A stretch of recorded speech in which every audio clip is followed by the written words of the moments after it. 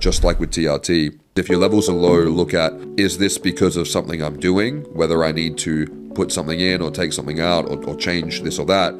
Nutrition's going to be the foundation for all of this, because all of these, whether they are the hormones or the neurotransmitters or the enzymes or the processes, they're all made from like micronutrient building blocks. Just like some guys are fine with a 400 testosterone and other guys need 1,000 just to feel like they can function. With neurosteroids, no one size fits all. Let's say you test and the levels are low. Where do you start? The first thing you want to look at, just like with TRT, is if your levels are low, look at, is this because of something I'm doing, whether I need to put something in or take something out or change this or that. Because if you've got, chronic intractable pain, which is causing issues with pregnenolone production, or you've had a head injury, I mean, you can't unhead injure yourself unless you have a time machine. But if your pregnenolone and DHEA levels are bottomed out and you're, maybe eating a very poor diet that's micronutrient devoid, or maybe you're sleeping 3 hours a night, or, using recreational drugs excessively, like these kind of things, maybe it's good to first look at what you can clean up to fix those production issues, because a lot of these things can often be traced back to diet and lifestyle. And if those issues are going on, they need to be fixed anyway. So starting with getting your ducks in a row and then seeing if there's still a symptomatic deficiency and a blood work deficiency, and then booking in with a doctor or health coach or provider who can go through your symptoms with you, go through your overall blood parameters with you, and actually make a diagnosis of that deficiency, and then optimize those levels, recheck to tweak the dose and make sure that your symptoms improve and that your levels are optimal, and then continuing to monitor over time, because those circumstances, those requirements, particularly as your health and circumstances change, they may also alter. So making sure that you get your levels correct, that your symptoms are resolved, that your treatment is optimal and healthy. And to do that, you need to work with someone who knows what they're doing with this, and then continuing to monitor that over time to make sure that that continues to be the right treatment for you. One thing I'm often asked, and frankly don't know the answer to, is can I improve my DHEA and pregnenolone production through diet or dietary supplements? And, I just don't know. So since we have the wizard here, let's get his take on it. Yeah, I mean, nutrition's going to be the foundation for all of this, because all of these, whether they are the hormones or the neurotransmitters or the enzymes or the processes, they're all made from like micronutrient building blocks. So deficiencies in anything will cause downstream dysfunction, because the body will need to compensate and work around it. I think people should work on their nutrition absolutely as a foundation, but I also think that people should think twice, particularly around like mega dosing synthetic nutrients. One, just in terms of expectations, and two, in terms of throwing things out. But absolutely from a nutrition standpoint, making sure you're getting adequate vitamin A. I think the fat-soluble nutrients are particularly neglected in the diet, so making sure you're consuming a robust amount of fat-soluble nutrition. People will get their knickers in a twist and screech from the rooftops about whatever I say about nutrition, but I think egg yolks are a fantastic source of micronutrients. People will flip out about cholesterol. People will say that your body can make its own cholesterol. From what I've seen, eggs are a phenomenal way to support the body overall, particularly hormone production. Find a way to get in a robust amount of bioavailable fat-soluble nutrients. I think egg yolks and red meat, grass-fed red meat, are a fantastic choice, but depending on what you believe, that may be subject to some controversy.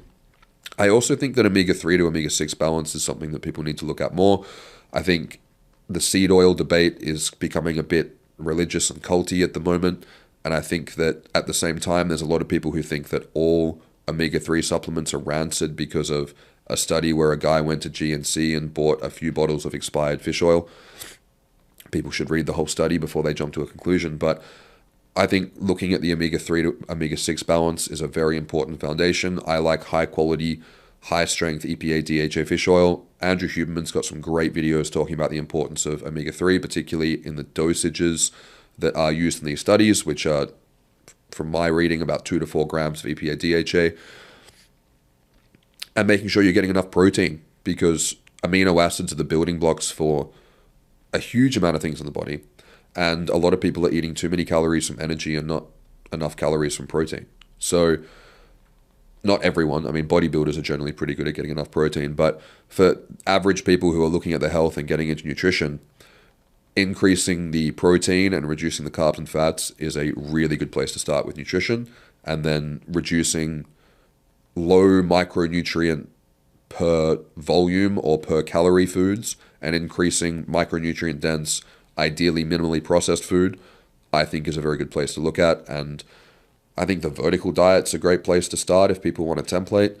There's a guy called Christopher Walker. He's got a template that he calls the thermo diet. I think that's a great approach as well.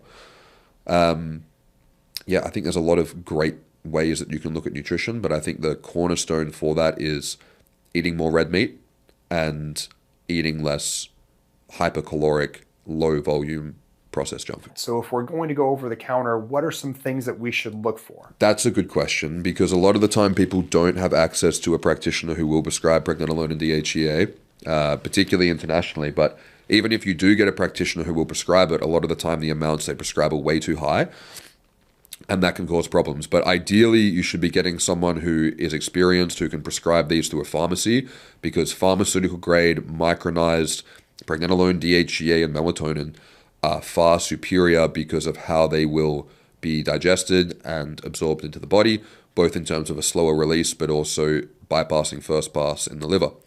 So pharmacy grade is always preferable. Someone who can prescribe it for you is always going to be preferable. But if that is not available, if you are going to use over-the-counter pregnenolone and DHEA, one, you need to have someone who is qualified, who can supervise this for you. Don't try to do it yourself. Still get the testing done. Still have someone steer that ship for you, because the more you learn about this, the more you realize you don't know. The people who know very little are the ones who think they know the most. Understand that getting this wrong is going to be just as debilitating as not doing anything with it. So don't underestimate the nuance of this. Get someone who knows what they're doing to work, to supervise this. But when you do buy it online, it needs to be micronized, and it needs to be from the best quality provider possible. So as of the time of recording this, MRM, M for Mary, R for Roger, M for Mary, they're on iHerb and Amazon. They're everywhere. They make micronized pregnenolone and DHEA. Nutricology is my preference. They make scored tablets. They make micronized pregnenolone and DHEA. I believe the brands Douglas Labs, Pure Encapsulations, and potentially BioVia, I believe they also make micronized products, but I haven't tried them. So I vouch for the MRM and the Nutricology brands, but ideally get it pharmaceutical grade in a micronized oral capsule. In terms of dosing, I mean, this is something that, again, not medical advice, educational only. You need to have someone look at your individual stuff and go through this with you who's qualified to do it. But when it comes to dosing, I think that 25 to 50 milligrams of pregnenolone or 10 to 25 milligrams of DHEA is a good starting point for an identified deficiency. I think if pregnenolone's bottomed out at undetectable levels, I think 50 is a better place to start, because in that case, 25 is going to probably not be enough to make enough of a difference. But always, when in doubt, start low, go slow. So 25 is a suitable place to start as well. I found DHEA is stronger milligram per milligram than pregnenolone in terms of shifting levels and what most people need. But I've seen some people say that DHEA natural production levels are more like 3 to 5 milligrams a day. I'm not sure where that comes from, but when you look at the research on what dosages are actually used in interventions to restore youthful, healthy levels of DHEA in people who have deficiencies, it's between 25 and 100 milligrams. So I have found that sometimes people only need as little as 10, but a lot of the time people need up to 50. So 10 to 50 milligrams of DHEA tends to be the final dose for people. But I think with DHEA, because people are particularly prone to getting acne with it, and it is stimulating, I think rather than going straight for what you think is going to be the required dose, is going for like 10, 15, 25, 50, and working up in 8 to 12 week increments and retesting, I think is a better way to do it, just to smooth out any side effects. And pregnenolone, I haven't really found people who actually benefit from the low doses of it. I know people advocate for it, but If you don't tolerate 25, you probably don't need pregnenolone, and you may get benefits from pregnenolone in low doses, but generally it's just going to cause high progesterone symptoms over time. Again, that's just what I've seen. So I would be looking at 25 to 50. A lot of the time guys need 100 preg, and I've seen guys need up to 100 DHEA and even up to 200 or more pregnenolone. But those tend to be the ballpark doses. Another question that often arises is, how do we take these? Do we take them together? Do we take them separate, morning, night? Pregnenolone and DHEA, I think, are best taken together. And that would put them into the morning with DHEA, because DHEA shouldn't be taken at night. There is a study that says that DHEA increases GH if you take it at night, but it will also fuck up your sleep. So that's just what happens in practice. But pregnenolone, if it's taken on its own, if someone doesn't need DHEA, I think it's better you take it at night, just because it is sedating, but I think they balance each other out well. But yeah, pregnenolone can be taken day or night depending on how you respond. And if someone is going to use melatonin, again, I would use a micronized version, ideally get it prescribed. Quality of Life make a micronized version that's 5 milligrams. Otherwise, Life Extension make one called Microactive, and a whole bunch of other brands use Microactive as well, and they come in like a 1 or like a 1.2 milligrammer. But ideally, you want to get it prescribed. And I've seen a lot of people not tolerate normal melatonin or sustained release melatonin, but they don't get any of the side effects with micronized. And I also have found that micronized melatonin is very well combined with glutathione when taken before bed in like a reduced form, 500 milligrams to a gram, when people have gotten the clearance from their doctor, of course.